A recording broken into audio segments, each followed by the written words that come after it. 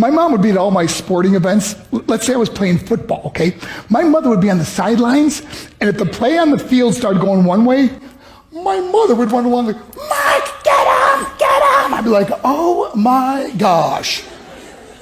I'd get in the huddle with the other guys. They go, Mark, is that your mother? I go, no, I never saw her before in my life. See, the greatest gift my mother ever gave me, she believed in me. I have overdosed on drugs on 3 occasions where I should have been dead. But I believe I was kept here for a reason. You show me your friends, I will show you your future. How do I know this? I hung out with losers, and I became the biggest loser of them all because I gave up everything I dreamt about as a little boy because of who I chose to surround myself with. My friends would drive me home at 2, 3, 4 in the morning. We'd be drunk and high, laughing in the car. We'd pull up in front of my house in New York. They go, Mark, the light's on. I go, oh man, my mother's up. See, my mom wouldn't go to bed until she knew her son was still alive.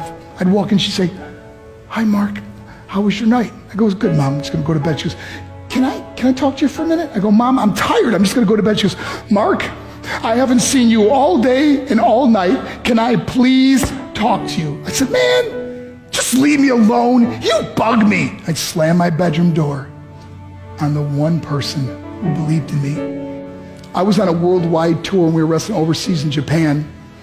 After my wrestling match, I went upstairs in my hotel room and I fell asleep. There was a knock at my door at 3 o'clock in the morning. I got out of bed and I looked through the safety window and I could see it was a Japanese promoter.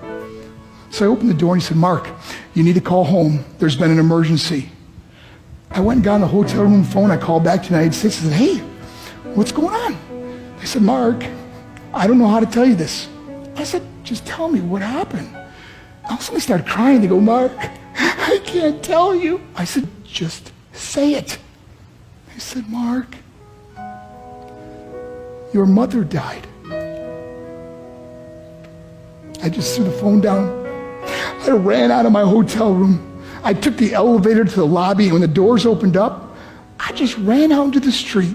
I mean, there was no cars, there was no people. It's 3 o'clock in the morning. And I walked down the middle of a street in Hiroshima, Japan, and I remember looking up and just saying, Mom, I am so sorry. I flew home for her funeral, and I was so nervous to walk up to her casket, so I just stood way in the back. And I kept looking from a distance. I kept thinking to myself, Mom, please wake up. Please get up. And then I finally got the nerve to walk up to her. And as I got closer, I could see my mom for the first time. I mean, she was so beautiful. She was dressed in white. I mean, she looked like an angel. And I just stood over and I said, Mom, you are my hero. Everything I am, everything I hope to be was because of you. You loved me so much. You gave me a life.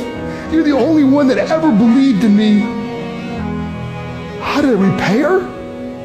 By getting drunk, by getting high, by getting stupid, by hanging out with losers? For what? All she ever wanted to do was talk to me. I wish I could talk to you now, Mom. I wish you could see what I'm doing. Why couldn't I have been a better son? We are defined by our choices. But if you surround yourself with people involved in drugs and alcohol and pills, it's a dead end. I'm not here to preach to you. I'm here to tell you I lived that life. It leads to broken hearts, broken relationships, broken dreams, and death. For what? To get high? If you have a mother or a father, when you go home, tell them how much you love them. See, my whole life was about being rich and famous. I had to be a millionaire. I had to win the race. I had to win the race at the expense of my marriage, my family, my friends. For what? To be all alone in the world? I learned what is truly important, and that is how precious this gift of life is, and our families, and how quickly it can be taken away. See, I no longer live in time. I live in moments. See, it's not what's in your pocket that matters. It's what's in your heart that truly matters. Love Love is just a word until somebody comes along and gives it meaning. You're the meaning.